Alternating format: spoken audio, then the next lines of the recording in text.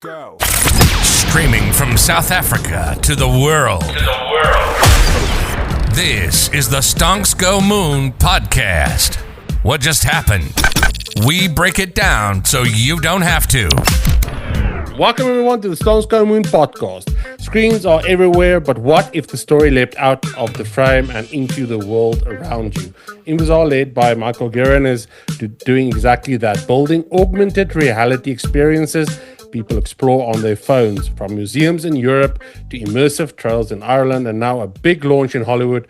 Today, we dig into how AR is moving from gimmick to global platform and what that means for brands, creators, and storytellers.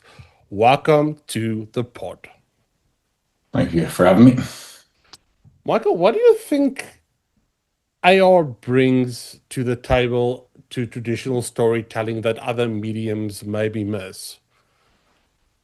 Probably the fundamental difference in it is the ability to move throughout the story. So, like, we have lots of other mediums. We have video and audio, and even spoken word and different forms of storytelling. But the ability to be part of a story in a story and then move around it is completely different to everything else, which is something whenever we design an experience, we need to make sure we lean into, because that's what apart from everything else.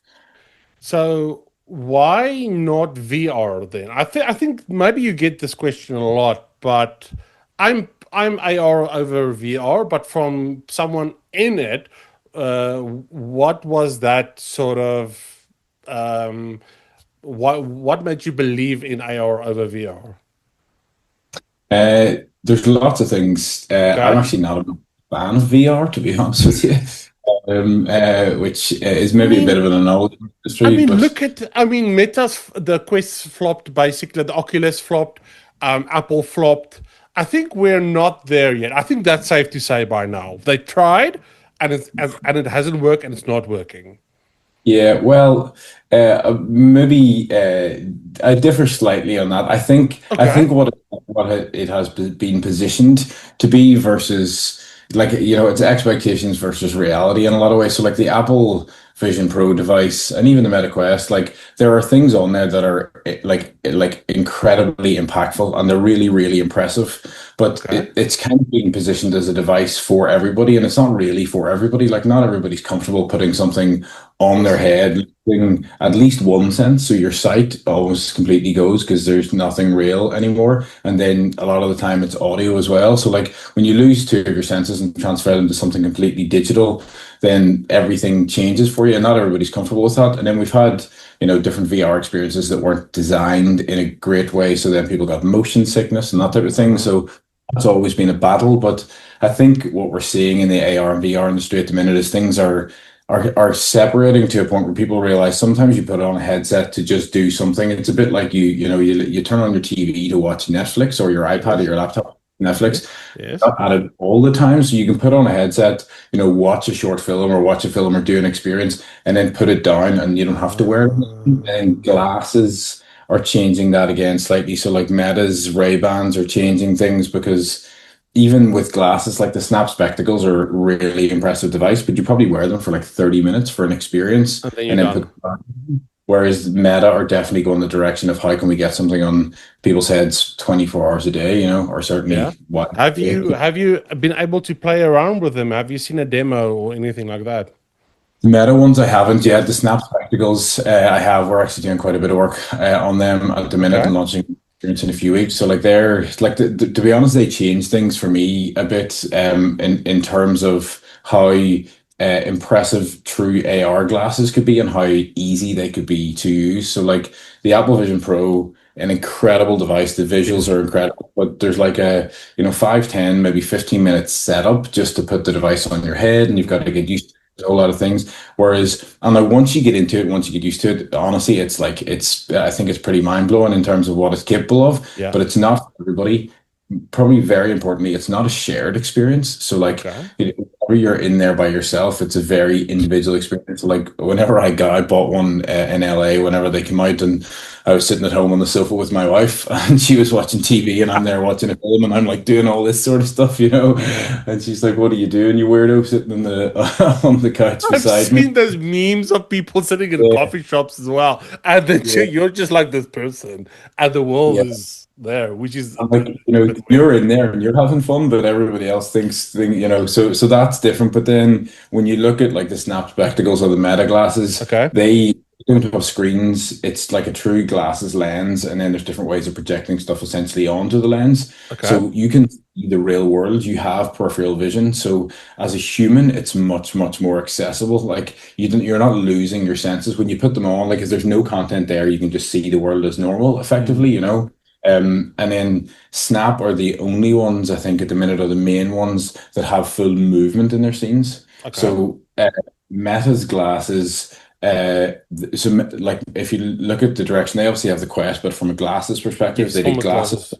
Yeah. Yeah, so the glasses with a camera, and then they added audio to it, and then they added AI. So that's the evolution has been, how can I record now? How can I speak to it now? How can I understand the world around me? But there's no visuals. And then in the most recent version, they've just added visuals, but the visual is only a heads-up display, so you can like see a Google map or you can read a text, but there's Okay. nothing in the world around you. Whereas if you look at what Snap have done, Yes. they've gone, it's called 6 DoF, so 6 degrees of freedom. So the Okay. ability to move within a scene. So if I put on a pair of Snap glasses, Yes. things can be in the world around me. Like something could be on that wall and on that table, and then I can move towards it.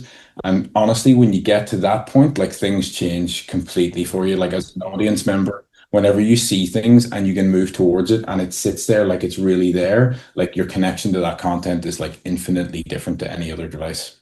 What sort of avenues does that open for these large companies, these large retail or lifestyle companies, especially like with this Snap partnership and stuff that's coming online? What do you think people are going to build with it?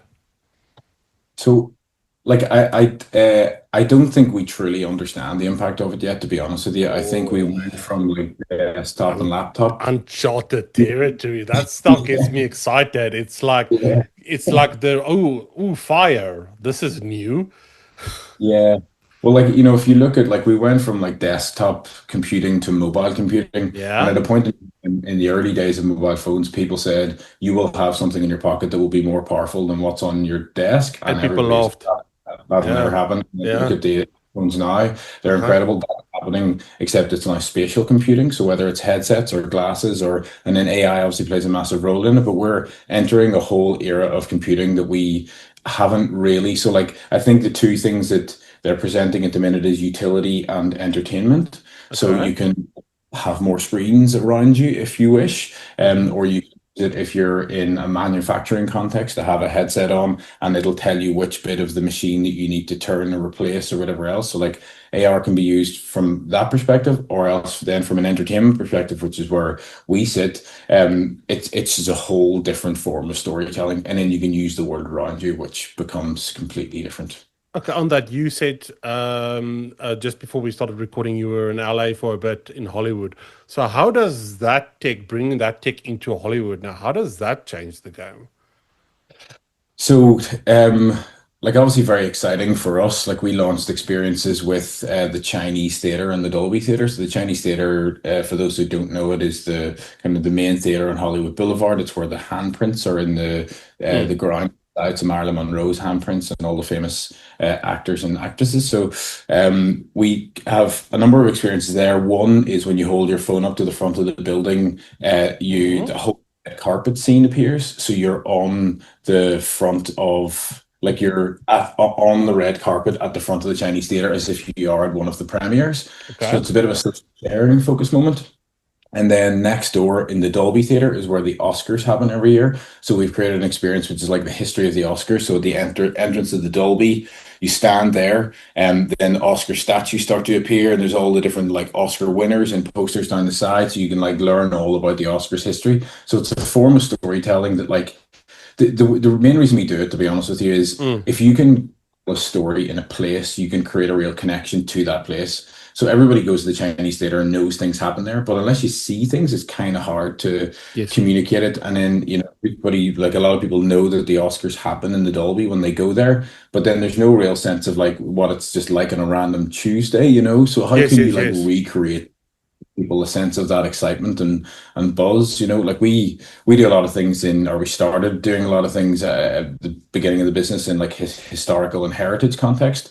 Yeah. So you can imagine like we built an experience in Ireland's Alcatraz, which is called Spike Island. Whoa. So we have one where in the punishment cell, you see the prisoner chained to the wall and he's blindfolded and he's kind of like sniffing, looking around, and he explains that he's blindfolded and chained to the wall for 23 and a half hours per day, which really happened.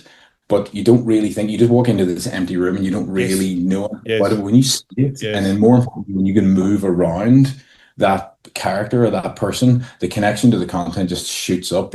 It's a whole different medium that I think most people really haven't experienced yet. I think you're so spot on because I think people are getting bored with what's out there. It's all the same stuff, and now it's like, cool, what's next? And if you give them this something, oh, this is new, then I think Yeah. brands could really leverage off of that. Yeah, I think so. Like, we're also in a world now, like, obviously everybody's seeing what's happening with AI and AI content Mm. generation. And Sloppy. yeah, and there Yeah, was it's sloppy. I was on a panel in LA a couple of weeks ago, and they were talking about AI slop or slurp as they were Slurp. That's a termed. new one. Yeah. We're slurping the slop. Ugh. Um, Okay. but you know, as an example, like a guy got up at the start of the event and demonstrated how people could use Sora to create videos to make it look like they were standing on Hollywood Boulevard at the Star and Marilyn Monroe was there. But then like Hmm. 12 people created it at the same time. And like to my mind, if we get to a point where 12, 25, 200 people, like if you go on your Instagram or TikTok feed and everybody's creating all this type of content, like we're just going to drive people off those platforms. So I Yes. think like if what Snap and others are trying to do is create more meaningful experiences where people connect to each other and to places, and it's things that you Community. can't, Yeah. yeah, like you can't replicate, like AI cannot replicate that feeling when you're on site on a location. You got glasses or a phone in front of you and you feel like a whole scene has appeared in front of you and you're now like invisible cloak style ghost walking around that scene watching the whole thing Yeah. play out. It's a Yeah. completely different experience. It's like it makes so much sense to me. Like just thinking about it, you go to a place like the Grand Canyon and you stand there. Okay, cool. Yeah, What now? But like all the yeah, history and stuff that if you can build experiences around that, and that's just landmarks. Now there's so many cultural events, sports events. Like yeah, imagine I'm maybe not let's say Manchester United, right? You go and you go over to the UK and you're a big Manchester United fan, but there's no game on. But you go to the stadium and whatever, yeah, but it's not the same. It's just a stadium there. Now you can put someone in a match day sort of environment, or what it's like and stuff like that. No, it's crazy. I think it's awesome. almost. It's almost like you've read one of our recent proposals. Almost. So we It's just actually, it's logical. It's logical to me that we everything. It's like we're heading into tech, but it's tech yeah, or tech centered or tech forward, but it's more of a human connection than AI yeah, generating stuff and just feeds. Because in my Instagram feed now, and it's not. It's like the last week or two. I'm I'm struggling to differentiate what's AI and what's not. And yeah, I pride myself as someone that can do these type of things very easily. And I'm getting yeah. to a point where I'm like, okay, this is bothering me now a bit. It's too much. I feel myself pulling away. Yeah, which I think is happening. And you've obviously millennials and Gen Z have a different approach. Gen Alpha apparently Yes, are starting to pull away. They're having like weekends with no phones and dumb phones yes. and this type of Light thing. phones, yeah. I think we've hit a point of saturation where people are, if you're constantly bombarded with all the slop or slurp, whatever way you want to call it, you're going to drift away. And look, to your point on the sports side of things, we create experiences mostly historical heritage at the start. We now do a lot of stuff with big companies in like employee engagement, and then we've done a lot of stuff in sports. So as an example, Ireland were playing France in the Six Nations earlier Oh, this yeah. year. Not a good result for us in the end, but we worked with the IRFU to create an experience which told the story of 150 years of Irish rugby, which they're celebrating this year. So if you're a fan in the stadium, you hold up your phone, and then all the players start appearing in like massive size on the pitch. So the pitch is kind of used as the canvas. So it's just a completely different form of storytelling. And like other things we're exploring with different clients in the UK at the minute is, imagine, as you say, you go to a stadium. So if you're on match day, it's one type of experience. But then if on non-match day, imagine it's a Champions League team and you're like in the tunnel. Wouldn't it be class to stand in the tunnel and feel like you're standing between the two teams and hear that music, and then to walk out onto the pitch and see the ball being waved up and down in the middle of the pitch and hear the noise? Like that's what this technology can do, and that's what I think it should be used for. So that's kind of what we're focusing on. Awesome. I love it. Can't wait to see what you guys build. I'm just thinking of use cases, and if I go on, I will be here the whole day.